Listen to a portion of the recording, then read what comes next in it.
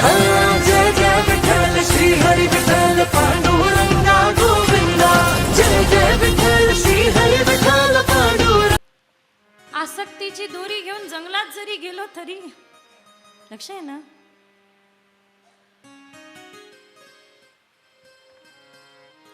ती धुंदुली माया आहे.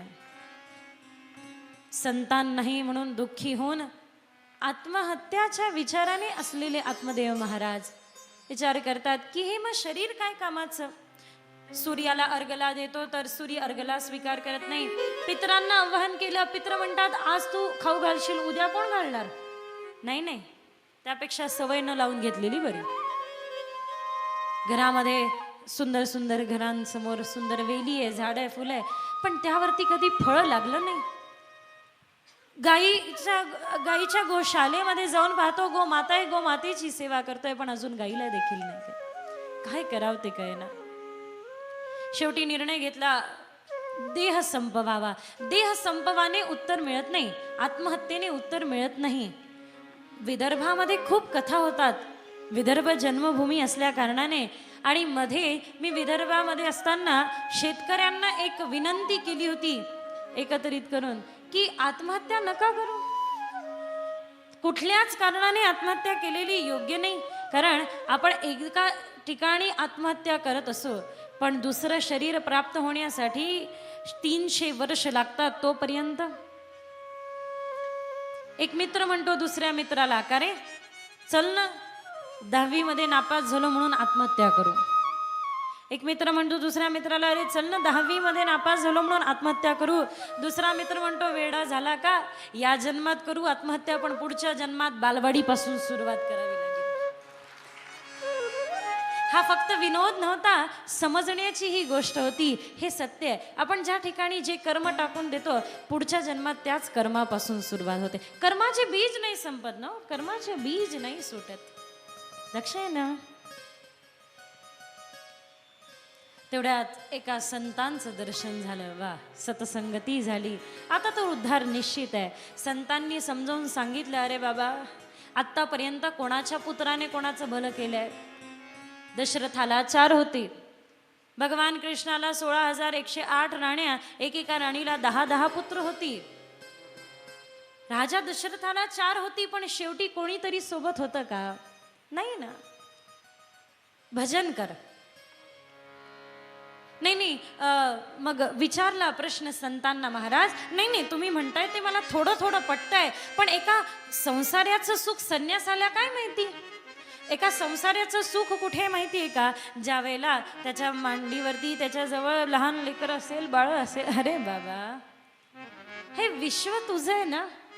मोठा विचार कर, मोठा विचार कर. महाराज मोठा विचार मी करून घेईल, पण माझं श्राद्ध कोण करेल? अरे बाबा, तू गेल्यानंतर कोणीतरी तुझं श्राद्ध करावं असा विचार करू नको. कधी कधी आपण विचार करतो ना, माझ्या मागे माझं काय होईल, माझ्या मागे काय होईल. नाही, दशक्रियेला किंवा या सगळ्या विधींना पिंडावरती काळे तीळ वाहतात आणि सांगतात त्या पिंडाला की बाबा तू जोपर्यंत होता आणि जन्म तुझा चालला होता तोपर्यंत जे शरीर घेऊन तू जगला, ज्या वासना घेऊन तू जगला, त्या वासना या तिळाप्रमाणे शुल्लक होत्या. आता तरी त्या वासना सोड. विदर्भामध्ये एक अत्यंत महान संत होऊन गेले. तुम्ही सर्वांनी नाव ऐकलं असेल त्यांचं. राष्ट्रसंत तुकडोजी महाराज म्हणून. वंदनीय राष्ट्रसंत तुकडोजी महाराजांनी एक प्रश्न विचारलाय सगळ्यांना एका भजनाद्वारे. वासने तुझ भोवती किती जन्म घालावे आम्ही, भोग हे संपेल का, भोगोनी होतील का कमी. न जाणे वासने भोवती किती जन्म गेले, वासना भोगून भोगून हे भोग संपतील का. मी मगाशी सांगत होती ना, साधन.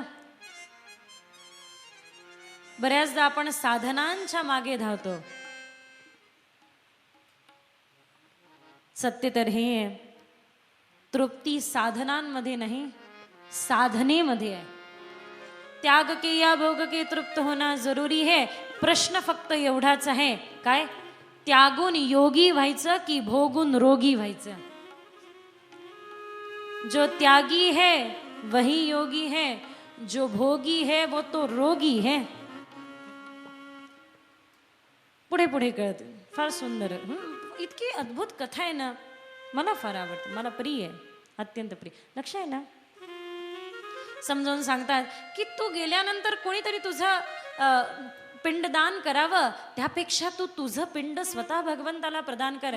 ज्यावेळेला आपण संन्यास घेतो ना, ते संन्यास घेण्याची प्रक्रिया काय असते जरा लक्षपूर्वक ऐका. संन्यास घेताना प्रक्रिया अशी असते की पहिले आपल्याला आपल्या आईचा पिंडदान करावा लागतो. आई असो अथवा नसो, आई जिवंत असो अथवा नसो, आपल्या आईचं पिंडदान पहिले करावं लागतं. दुसरं पिंड आहे, ज्यावेळेला संन्यास घेतो ते करावं लागतं वडिलांचं.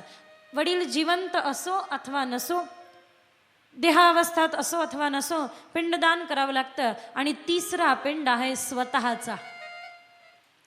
संन्यासस्थ आश्रमामध्ये जाताना 3 पिंडदान करावं लागतो आणि तिसरा पिंड असतो स्वतःचा, की हा पिंड आजपासून माझा नाही, मी आजपासून माझा नाही, मी तर आजपासून त्याचा आहे. मग म्हणून आजपासून त्याचे होऊन जगा, त्याचे होऊन जगाल तर आनंद होईल असं सांगितलं. आणि हे सगळं बरोबर आहे महाराज, पण जोपर्यंत संतान नाही तोपर्यंत जमणार नाही. ठीक आहे, मी तुम्हाला एक फळ देतो आतमध्ये, तुमचं भविष्य तर हे सांगता येते 7 जन्मात पुत्रप्राप्ती संभव नाही, पण हे फळ घ्या, हे फळ नेऊन धुंदुलीला खाऊ घाला. फळ आणलं, धुंदुलीला सांगितलं हे फळ खाताना त्याचे नियम आहे. ते नियम हे आहे की कोणाशी वाईट बोलू नये, वाईट वागू नये, खोटं बोलू नये, छान आचरण सदाचरण करावं. इनी मीटिंग घेतली सगळ्या महिलांची, ज्याला काय म्हणतात किटी पार्टी, काय काय तुम्हाला चांगलं माहिती. मीटिंग, महिलांची मीटिंग, हां हां महिला मीटिंग, नाही नाही महिलांची मीटिंग. त्यांच्याकडून पर्याय घेण्यासाठी, त्यांच्याकडून काहीतरी विकल्प त्यामध्ये काढण्यासाठी महिलांची मीटिंग घेतली. किटी पार्टी जमा झाली आणि प्रश्न मांडला की हे फळ खाऊ तर कसं खाऊ, आणि खाल्लं तर काय परिणाम होतील सगळ्यांना माहिती आहे. जरी सगळ्यांना माहिती आहे याचे परिणाम होतील, पण मात्र पथ्य मोठे कडक आहे बाबा, हे तर आपल्याकडनं सहन होणार नाही. पथ्य तर भरपूर आहे, कुणाशी वाईट वागता येणार नाही. बरं, वाईट वागता येणार नाही इथपर्यंत ठीक होतं, खोटं बोलता येणार नाही हे पण आहे.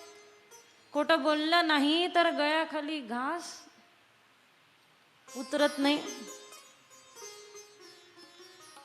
पथ्यामुळे हे फळ खायची इच्छा नाही. एका सखीने सांगितलं, काळजी करू नको धुंदुली, यावरती एक पर्याय आहे. मी गर्भस्थ आहे, माझा होणारा पुत्र तुला आणून देईल, तू हे फळ गाईला, गोमातेला देऊन दे, आणि तू धनवान आहे, धन मला दे, ज्याची मला आवश्यकता आहे. सखीच्या म्हणण्यानुसार ही तयार झाली. तोपर्यंत काय करू, काही हरकत नाही. 9 दिवस 9 महिने नाटक कर, आपल्या गर्भाला वस्त्र बांधून, आपल्या गर्भाला वस्त्र बांधून 9 दिवस 9 महिने हिने नाटक केलं की मला गर्भधारणा झाली आहे. बघा, श्रीमद भागवताची सुरुवात पण एका नाटकातून आहे आणि अंत पण एका नाटकात आहे. इकडे धुंदुलीने नाटक केलं गर्भाला वस्त्र बांधून, तिकडे सांभ भगवान कृष्णाचे पुत्र त्यांनीही वस्त्र बांधून नाटक केलं. हे सांगण्यासाठी की जीवन पण एक नाटक आहे. मग जीवनामध्ये दुःख का आहे, आपण याला दुःखी होऊन फार जास्त सिरियसली घेऊन रडत का बसतो, त्याचं एकच कारण आहे. कारण काय, पातंजली योगसूत्रामध्ये ज्या प्रकारे सांगितलंय की पाहणारा दृष्ट आहे आणि जे पाहतोय ते दृश्य आहे. पाहणारा दृष्ट आहे, जे पाहतोय ते दृश्य आहे. दुःखी का होतो, ज्या ज्या वेळेला दृश्यामध्ये अडकतो त्या वेळेला आपण दुःखी होतो, दृष्टा दुःखी होतो. लक्ष आहे ना, ऐकताय ना, जागे आहात ना. आता आपण आटोपतेकडे येत आहे. धुंदुलीने ते फळ ग्रहण केलं नाही, गोमातेला दिलं. गोमातेने ते फळ ग्रहण केले, का सुंदर बालकाला जन्म दिला, ज्याचं नाव गोकर्ण आहे. आपण म्हणतो गोकर्ण म्हणजे काय, ज्याचे कान गायी समान आहे ते गोकर्ण. सत्य तर हे आहे, गो म्हणजे ज्ञान, ज्याच्या कानावरती लहानपणापासून ज्ञानाच गेलं, ज्ञानाचीच वार्ता झाली, ते म्हणजे गोकर्ण. गोकर्णांवर संस्कार झाले. इकडे हिने नाटक करून आपल्या सखीकडून एका बालकाला आणलं, नाव ठेवलं धुंदकारी. आत्मदेव म्हणतात, अगं नावात काही अर्थ तरी पाहावा, हे काय धुंदकारी. म्हणे सोपं आहे, माझ्या नावात 2 धुंद, याच्याही नावात 2 धुंद, मी धुंधुली, तो धुंदकारी, दोघही बेधुंद. ठीक आहे. झाली सुरुवात. गोकर्णो पंडितो ज्ञानी धुंदकारी महाकल स्नान शौच क्रियाहीनो दुर्भक्षी क्रोधवर्धिता. ब्राह्मण काय हे समजलं पाहिजे. ब्रह्मस्य जानाति इति सह ब्राह्मणा. जे ब्रह्म जाणतो, जे शुभ जाणतो, ज्याला माहिती आहे अशुभ काय, ज्याच्यामध्ये ते विवेक आहे. लक्ष आहे ना. हे जाणलं. गोकर्ण आपल्या संस्कारांना घेऊन हिमालयावरती गेले तर या ठिकाणी धुंदकारी अत्यंत वाईट प्रकारच्या कृत्य करायला लागले. अनेको लोकांना मारणे, अनेको लोकांना दंडित करणे, अनेको लोकांना यातना देणे, अशा प्रकारच्या भिन्न भिन्न गोष्टी सुरू केल्या. केवळ एवढ्यावरती मर्यादित न राहता आपल्या वडिलांना खूप यातना दिल्या. आणि हे बघून वडिलांनी विचार केला की काय करावं. घर सोडून जावं, घरात राहावं, काही कळेना. त्यावेळेला आत्मदेवांना समजवण्यासाठी स्वतः गोकर्णजी महाराज आले आणि गोकर्ण महाराजांनी समजून सांगितलं की आत्मदेवजी महाराज असं नाही. पिताश्री फार सुंदर उपदेश केलाय. मी तर म्हणेल हा उपदेश ज्याला कळला ना त्याला जीवन कळलं. देहांस्तिमान सुरुधिरे सांगता. हे जे शरीर आहे ना, हे 7 धातूंचं बनलेलं शरीर आहे. लक्ष आहे ना. 7 धातूंचं बनलेलं शरीर आहे. नाहीतरी सोडायचंय, नाहीतरी सोडायचंय. कधीतरी तर सुटणार आहेच ना. पंचतत्वाचं शरीर आहे, जाऊन मिळणार आहे पंचतत्वामध्ये. आपल्याकडे चॉईस आहे. हे राम करत सोडा, नाही तर आनंदाने सोडा. रामकृष्ण परमहंस मोठी विद्वानांची सवय भरायची. मी एरवी सांगत नसते, पण आपली जी तन्मयता आहे ती बघून सांगायची इच्छा होते. रामकृष्ण परमहंस मोठ्या मोठ्या तत्वांच्या लोकांबरोबर तात्विक आणि महान सिद्ध चर्चा व्हायची. असा सुंदर सुगंध आला आणि उठायचे, जाऊन पत्नीला विचारायचे, काय आज स्वयंपाक खोलीत भजे झाले वाटतं, भजे बनले का. त्यावेळेला रामकृष्ण परमहंसांच्या पत्नी म्हणायच्या, काय गुरुदेव, इतके सगळे तुम्हाला, इतके दूर दूरून लोक तुमच्याशी तत्व चर्चा करायला येतात आणि आपलं लक्ष कुठे जातं, किचनमधल्या भज्यांमध्ये. त्यावेळेला रामकृष्ण परमहंसांनी उत्तर दिलं, ज्या दिवशी मी या अन्नाकडे दुर्लक्ष करेल ना, तो 3रा दिवस माझ्या देह त्यागाचा असेल. आणि तसंच झालं. हे लोक स्वतःच्या इच्छेने देह घेतात आणि स्वतःच्या इच्छेने देह त्याग करतात. एक गोष्ट आहे, आपल्या इच्छेने देहाचा स्वीकार जरी नसेल, पण मात्र हसत हसत देहाचा त्याग आपल्या हाती आहे. किती लोक मान्य करतात हे बरोबर आहे. तुम्ही जर का विचाराल श्रीमद भागवत कथा काय काय देते, साधन देते, आनंद देते, हे सगळं ऐकलं, याच बरोबर श्रीमद भागवत कथा काय देते बघा. भरपूर लोक दुखी आहे, भरपूर लोक दुखी आहे, पण सगळ्यांचं दुःख समान नाही. अनेक लोक दुखी आहे पण सगळ्यांचं दुःख समान नाही. बरेच लोक गरीब आहे पण प्रत्येक व्यक्ती गरीब आहे म्हणूनच दुखी नाही.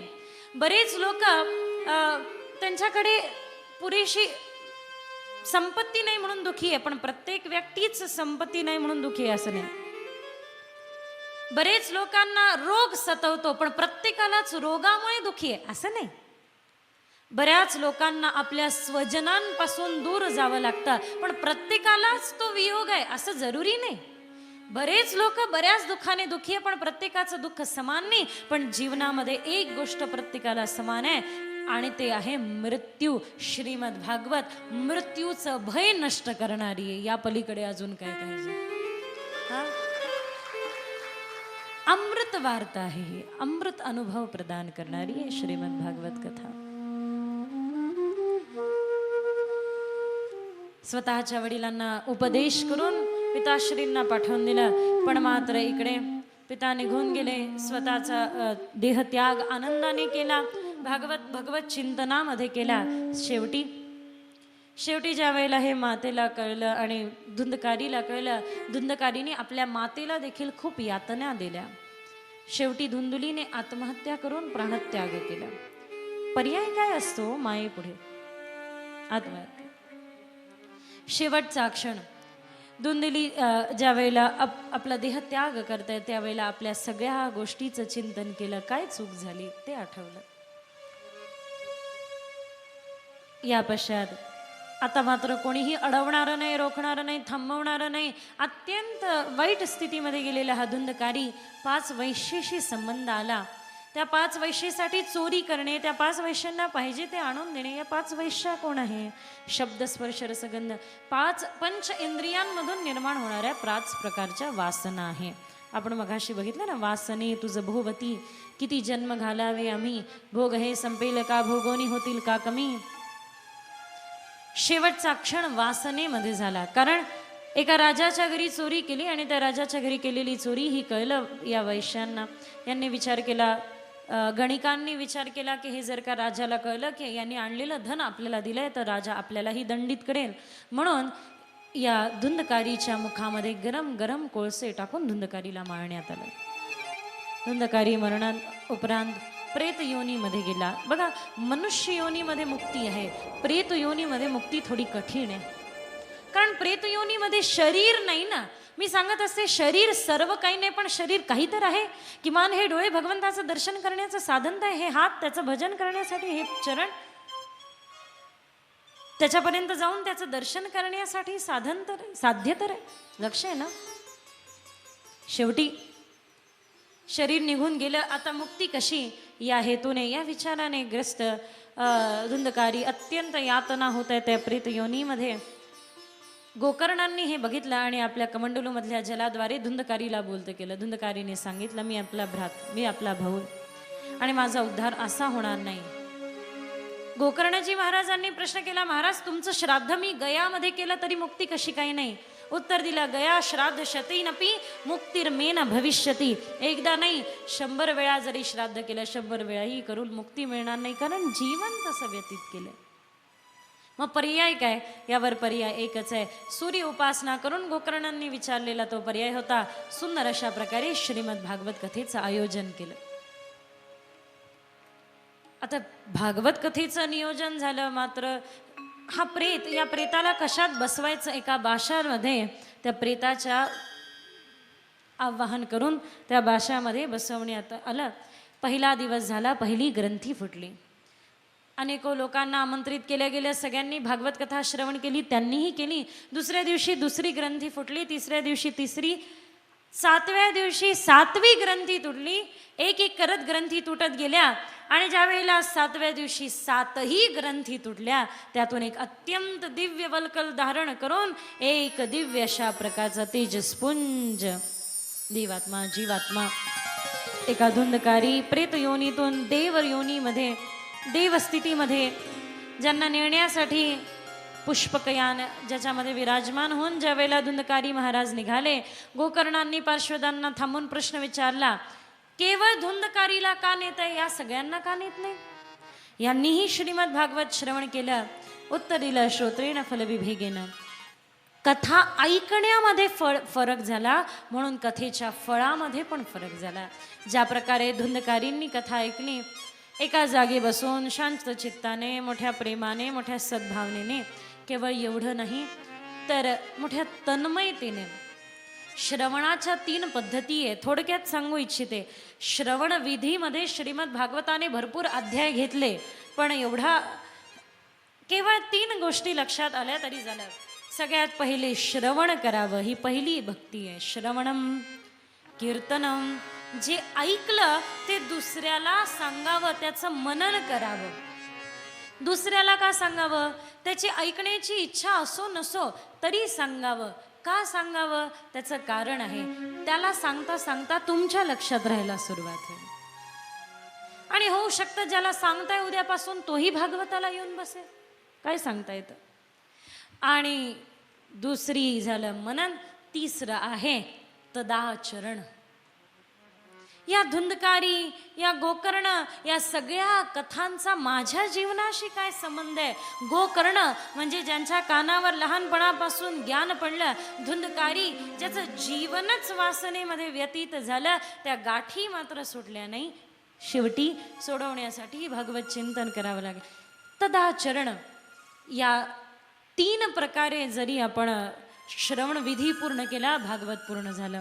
आता बरेचदा नियम सांगितले जाते, एक वेळ भोजन करा, एक वेळ उपास करा, पण सगळं लक्ष भोजनामध्ये अडकलं असेल तर ठीक आहे बाबा, 2 वेळ भोजन करा, 5 वेळ भोजन करा, बस इतकं भोजन करू नका की कथा ऐकताना निद्रादेवी प्रसन्न होईल. बस ज्याही पद्धतीने होत असेल श्रवण करा, बस श्रवण सर्वात मोठं पुण्यदायी आहे. श्रवणम कीर्तनम, पहिले श्रवण, मग त्याचं मनन आणि मग तदाचरण. या कथेचा माझ्या जीवनाशी काय संबंध आहे? शेवटची स्थिती तर ही आहे की धुंदकारीचा उद्धार झाला. धुंदकारीला नेण्यासाठी विमान आलं. विमान म्हणजे काय? ज्याच्या जीवनातून मान निघून गेला, विगतः मान, विमान झालं ज्याचं. थोडक्यात आपण विचार करू का हो, भागवत तर आम्ही पण ऐकलं, मग आमच्यासाठी विमान येईल का? आयोजकांना विचारून घ्या, विमानाची सोय काही केली आहे शेवटच्या दिवशी? कुठल्या विमानाची वाट पाहत बसलो आहोत आपण? विमान म्हणजे काय? ज्या वेळेला त्या मान अपमान याच्या पलीकडची स्थिती, मान अपमान या पलीकडची स्थिती, न मन, याही पलीकडे. गुरुजींना ज्या वेळेला एका भक्ताने प्रश्न विचारला, गुरुजी वासनांना जिंकायचं असेल तर काय करायचं, क्षणांना जिंकायचं असेल तर काय करायचं? कळलं, धुंदकारीची ही स्थिती झाली कारण वासना होत्या. मग 3 वासना आहे, पुत्रेशना, लोकेशना, वित्तेशना. या वासनांना जिंकायचं असेल तर काय करायचं? एकच पर्याय आहे, भक्त बना. पहिली वासना घेऊ, पुत्रेशना. सगळ्यात मोठं उदाहरण आहे आपल्या पुढे. पंढरीनाथाच्या चिंतनामध्ये, भगवंताच्या चिंतनामध्ये ज्या वेळेला आमचे कुंभार काका माती तुडवायला सुरुवात करतात, पत्नी सांगून गेली, मुलाकडे लक्ष द्या, पाणी भरायला मी चालली आहे. कधी तो बालक रांगत रांगत मातीपर्यंत येऊन पोहोचतो आणि न जाणे कधी तो बालक स्वतःच्या पायाखाली तुडवल्या जातो, याची जाणीव देखील नसलेले गुरोबा काका भगवंताच्या चिंतनामध्ये स्वतःच्याच पायाखाली स्वतःचा पुत्र तुडवल्या जातो आणि त्याच पुत्राची प्राप्ती पंढरपुरामध्ये होते. याचा अर्थ काय? दिसणारी सगळी ही पुत्रेशना, ही पुत्रवासना, ही मर्यादित आहे, हे सगळं विश्व आपलं. दुसरं वित्तेशना. कधी कधी मी म्हणतही असते, पूर्वी दुकानं पण मंदिराप्रमाणे चालायची, आज मंदिरं पण दुकानाप्रमाणे चालत आहे. वित्तेशना, वित्तेशना जिंकली, तुकोबारायांनी जिंकली. काय नव्हतं तुकोबारायांकडे, पण तुकोबारायांनी एकच तुकोबारायांचं वैभव, तुकोबारायांची एकच श्रीमंती, ते म्हणजे त्यांचे शब्द आणि ते म्हणजे त्यांचे अभंग. बरोबर ना? लक्ष आहे ना? आणि तिसरं आहे लोकेशना.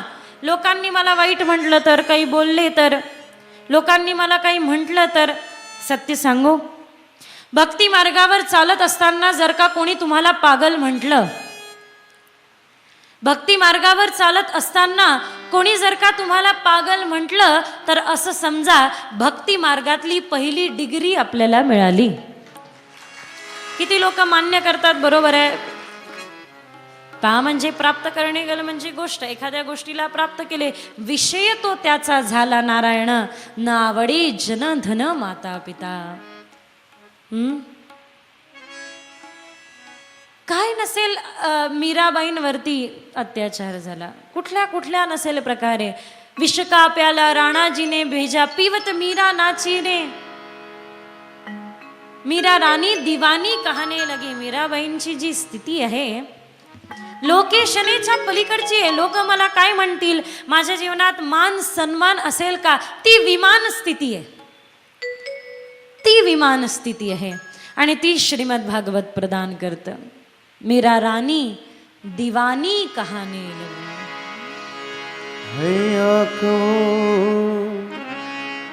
जो शाम का दर्शन किया करे, है शीश जो प्रभु चरण में वंदन किया कर, बेकार बेकार वो मुख है जो रहे व्यर्थ बातों में, मुख वो है जो हरि नाम का सुमिरन किया करे। हीरे मोती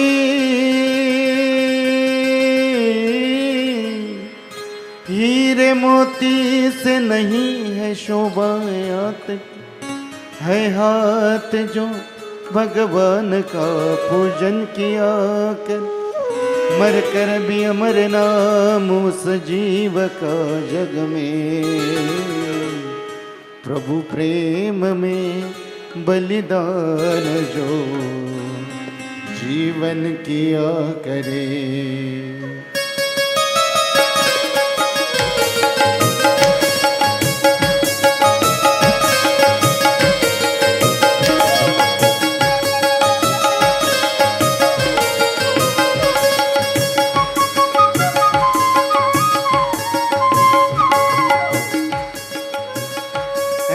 लागे लगन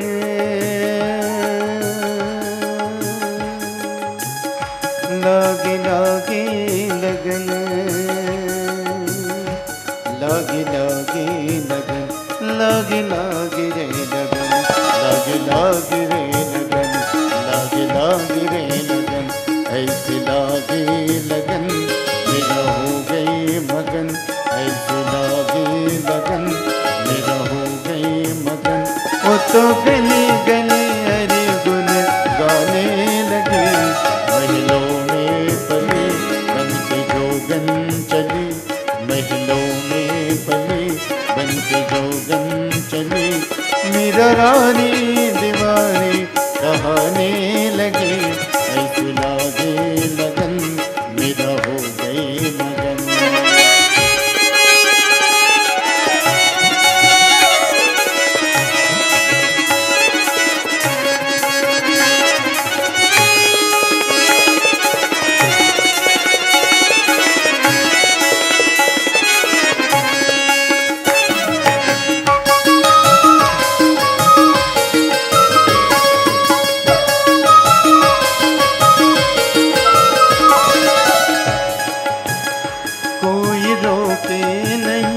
कोई टोके नहीं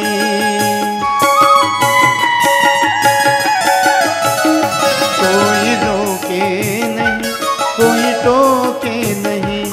मेरा गोविंद गोपाल गाने लगे बैठ संतों के संग रंग मोहन के रंग।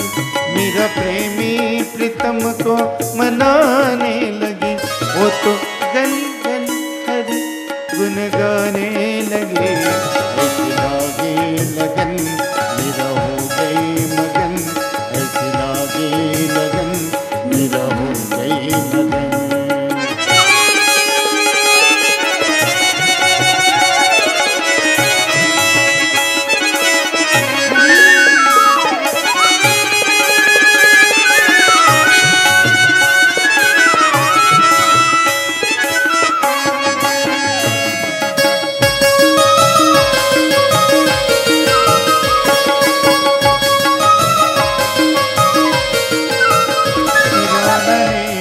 दिया मनोमृत पिया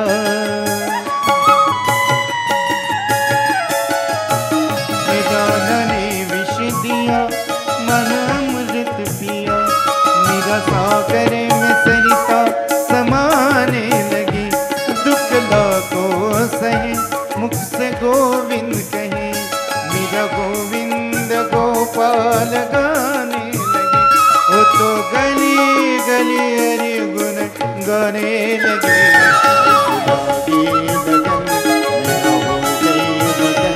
ऐसे लागे लगन मेरा हो गई मगन। वो तो गली गली हरि गुण गाने लगे ऐसे लागे लगन मेरा हो गई मगन ऐसे लागे लगन मेरा हो गई मगन। कौन कहता है कृष्ण नजर नहीं आते? कौन कहता है कृष्ण नजर नहीं आता? उन्हें भेज दो इस सत्संग में वे कहेंगे कृष्ण के सिवा तो कुछ नजर ही नहीं आता. दोन्ही हातांना वरती मोठ्या प्रेमाने आणि टाळ्या वाजवत मोठ्या भक्तीने. हा मैं तो तेरी हो गई शाम, ये दुनिया क्या जाने.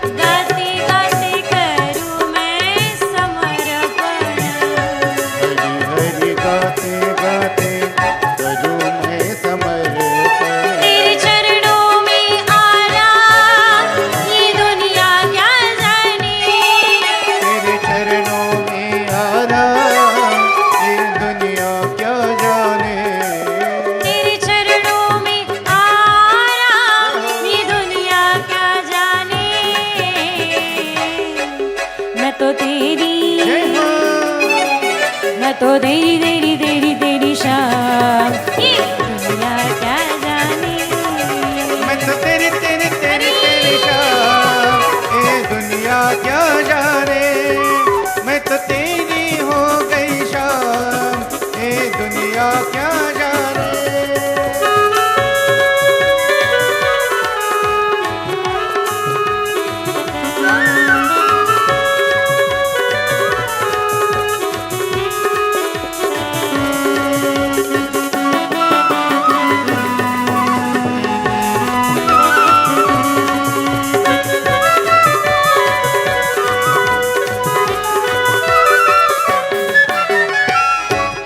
रचली हथेलियों पे मेहंदी तेरे नाम की.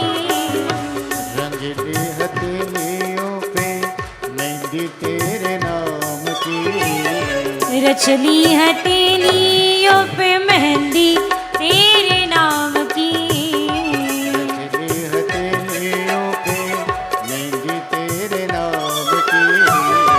तेरे बिना ये दुनिया नहीं कुछ काम की. तेरे बिना ये दुनिया नहीं कुछ काम की. किया जीवन तेरे नाम, ये दुनिया क्या जाने. किया जीवन तेरे नाम, ये दुनिया क्या जाने. मैं तो तेरी शाम, ये दुनिया क्या जाने. मैं तो तेरी शाम, ये दुनिया क्या जाने. तेरी हो गई शाम, ये दुनिया क्या जाने.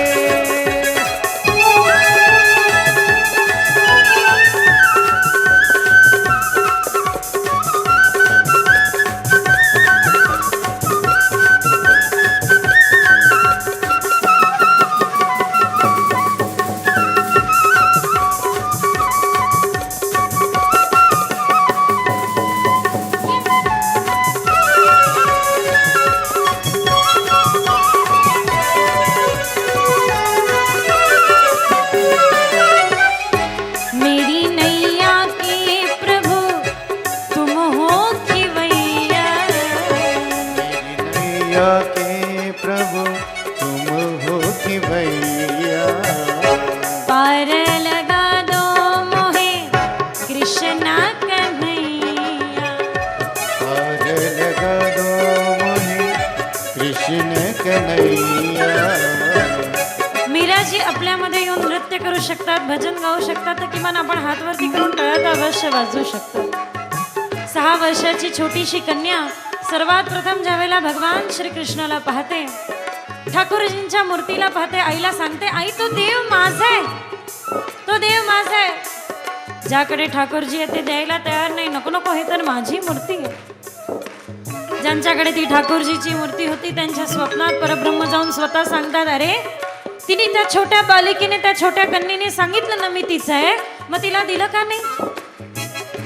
इकडे ही 6 वर्षाची कन्या आपल्याला भेटली नाही ठाकूरजींची मूर्ती म्हणून 2 दिवस झाले अन्न पाण्याचा सेवन न करता डोळ्यातून अश्रुधारा वाहते, रडत बसलीये. का? मला माझा देव पाहिजे, मला माझे कृष्ण पाहिजे. ठाकूरजींची मूर्ती घेऊन यावं लागलं त्या भिक्षे करायला. त्यावेळेला त्या कन्येच्या आईने समजावून सांगितलं, आता पुढे येऊ नका, त्या बालिकेच्या पुढे येऊ नका. 2 दिवसापूर्वी ती पाहून गेली तुमच्या त्या बालकृष्ण ठाकूरजीच्या मूर्तीला. 2 दिवस झाले अन्न पाण्याचा कणही सेवन न करता रुदन करत बसलीये. केवळ रडते, केवळ रडते आणि एकच अट्टाहास आहे, गोविंद मेरो है. बस आता दिसू नका. न जाणे अजून पुढच्या 2 दिवस रडत बसेल.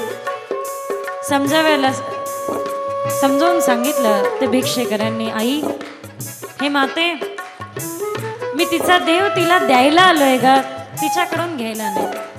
तिचा देव तिला द्यायला आलोय, कारण या परब्रह्माने स्वतः स्वप्नात येऊन सांगितलं, मी तर तिचा आहे ना, त्या छोट्याशा मीराजी. पतीला सांगितलं, माझा विवाह पहिलेच झालाय, तो म्हणजे भगवंताशी. हे तर निर्वाह आहे. विष का प्याला राणाजीने भिजा, विषाचा प्याला पाहिला पुढे आणि विचार केला, हे प्रभो तू सर्वत्र आहे तर या विषात नसेल का? तू सर्व व्यापी आहे तर यात नाही का? प्राशन केलं कृष्ण म्हणून भगवंताने रक्षण केलं. मेरी नैया के प्रभु तुम हो खिवैया, मेरी नैया के प्रभु तुम हो खिवैया, पार लगा दो मोहे कृष्ण कन्हैया, पार लगा दो मोहे कृष्ण कन्हैया. मैया का आधार तेरी लीला क्या जाने, मेरे जीवन का आधार तेरी लीला क्या जाने. मैं तो तेरी शाह, ये दुनिया क्या जाने. मैं तो तेरी हो गई शाह, ये दुनिया क्या जाने. मैं तो तेरी शाह, ये दुनिया क्या जाने. मैं तो तेरी शाह, ये दुनिया क्या जाने. ये दुनिया क्या जाने. ये दुनिया क्या जाने.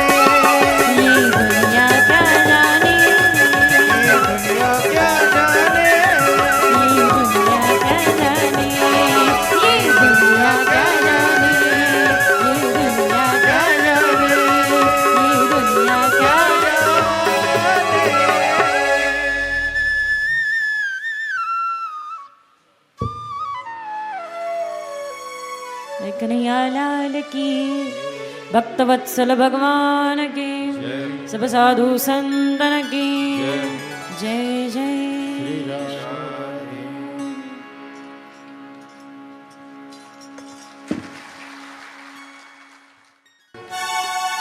श्री भागवत भगवान की है आरती, पापियों को पाप से है तारती. श्री भागवत भगवान की है आरती, पापियों को पाप से है तारती.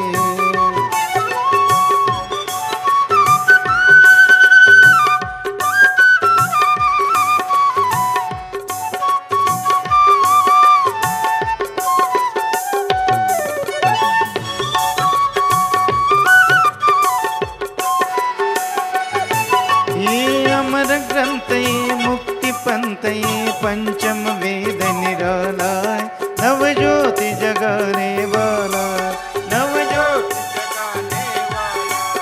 हरि नाम यही, हरि नाम यही, हरि हरिनामय हरियामय जग के मंगल की आरती। पापियों को पाप से है तारते, श्री भागवत भगवान की है आरती।